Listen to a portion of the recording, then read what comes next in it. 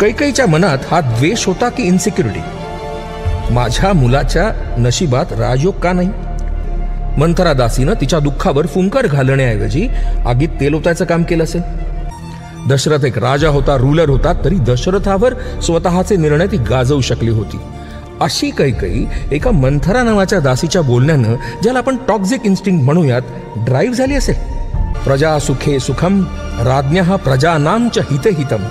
अर्थात प्रजेच्या सुखातच हितातच राजाचं सुख आहे, हित आहे. आपली व्यक्तिगत मतं, इच्छा, आकांक्षा, वचनं यासारख्या गोष्टी राजानं प्रजेवर लादायच्या नसतात. कुठल्याही अशा कर्त्याला त्याचे व्यक्तिगत असे निर्णय नसतातच. त्याच्यावर दायित्व असतं.